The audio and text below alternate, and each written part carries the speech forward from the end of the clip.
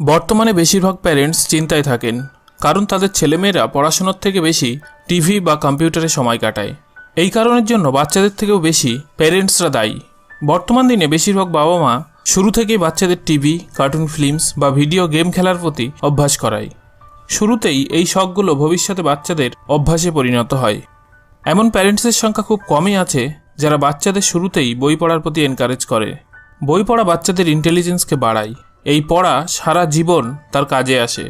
বাচ্চাদের বই পড়ার প্রতি অভ্যস্ত করার জন্য কি কি করতে হবে চলুন তা আলোচনা করা যাক। প্রথম টিপস, বাচ্চার জন্য আপনি পড়ুন।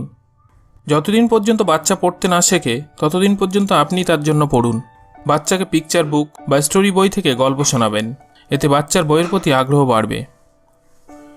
ঘরে এমন জিনিসপত্র রাখুন যাতে পড়ার প্রতি আগ্রহ তৈরি হয়।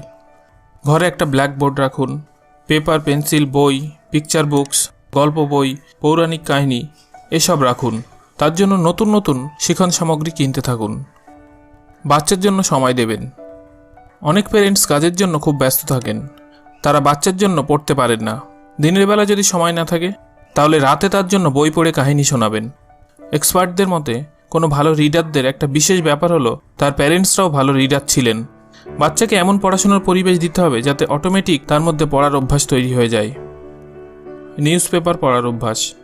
যখন বাচ্চা পড়তে শিখে যাবে তখন থেকেই তার মধ্যে নিউজ পেপার পড়ার অভ্যাস তৈরি করে দিতে হবে।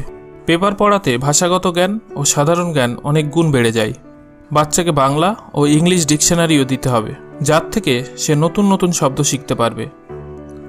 বাচ্চাকে গিফট দেবেন। সাধারণত সব প্যারেন্টস বাচ্চাদের গিফট দিয়ে থাকেন। আপনি বাচ্চাকে গিফট হিসেবে বই দেবেন। বই বাচ্চার ভালো ভ্যালুস তৈরি করে আর তাকে ইন্টেলিজেন্ট বানায়।